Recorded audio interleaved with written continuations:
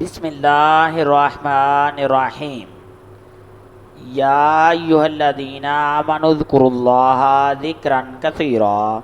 یا ایھا الذین اے وہ لوگو آمنو جو ایمان لائے اذکروا اللہ یاد کرو اللہ کو ذکرا کثیرا زیادہ تعداد میں۔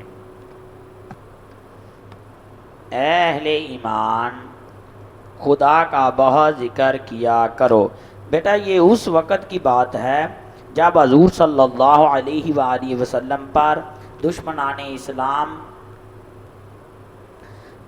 بہتان اور الزام تراشیاں لگا رہے تھے۔ اس بات کرنے سے مقصد یہ تھا کہ مسلمانوں کو یہ تلقین کرنا تھا کہ جب دشمنوں کی طرف سے اللہ کے رسول پر طعن و تشنیع کی بوچھاڑ ہو رہی ہو اور دین حق کو زک کر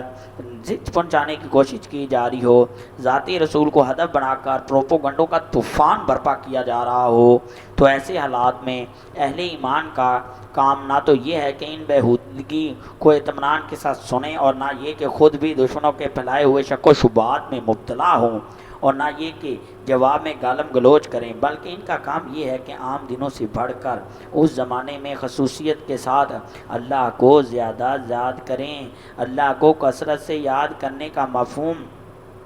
یہ ہے کہ اللہ کی تسبیح اور اللہ کی پاکی بیان کریں۔ وَسَبِّحُوهُ بُكْرَةً وَأَصِيلًا، صبح شام اس کی پاکی بیان کرو۔ اس سے مقصود مسلمانوں کو یہ احساس دلانا ہے۔ صبح شام تسبیح کرنے سے مراد یہ ہے کہ تسبیحات کا مطلب معنی اللہ کی پاکیزگی بیان کرنے کے ہیں، نہ کہ محض دانوں والی تسبیح۔ وَالَّذِي يُصَلِّي عَلَيْكُمْ مَلَائِكَتَهُ لِيُخْرِجَكُم مِّنَ الظُّلُمَاتِ إِلَى النُّورِ وَكَانَ بِالْمُؤْمِنِينَ رَحِيمًا، وہی تو ہے جو تم پر اپنی رحمت بھیجتا ہے اور اس کے فرشتے بھی، تاکہ تم کو اندھیروں سے نکال کر روشنی کی طرف لے جائے، خدا مہربان ہے۔ اس سے مقصد مسلمانوں کو یہ احساس دلانا ہے کہ کفار و منافقین کی ساری جلن اور کڑن اسی رحمت کی وجہ سے ہے جو اللہ کے اور اس کے رسول کی بدولت تمہارے اوپر ہوئی ہے۔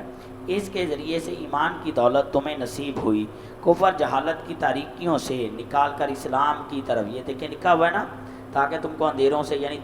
جہالت کی تاریکیوں سے نکال کر اور تمہارے اندر یہ بلند و اخلاقی اجتماعی اوصاف پیدا ہوئے جن کے باعث تم اعلانیہ دوسروں سے برتر نظر آتے ہیں۔ اسی کا غصہ جو حاسد لوگ اللہ کی رسول پر نکال رہے ہیں، اسی حالت میں کوئی ایسا رویہ اختیار نہ کر بیٹھیں جس سے تم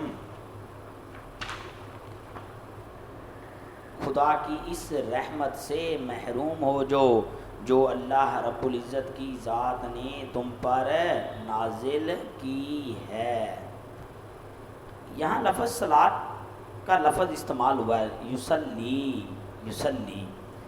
کا لفظ استعمال ہوا ہے، اللہ تعالیٰ کی طرف سے اپنے بندوں کے حق میں استعمال ہوا ہے، تو اس کے معنی رحمت، مہربانی اور شفقت کے ہوتے ہیں۔ اور جب ملائکہ کی طرف سے انسان، یہ جو ملائکہ کا اور اس کے فرشتے بھی، ملائکہ انسانوں کے حق میں اللہ تعالیٰ سے دعا کرتے ہیں تو ان پر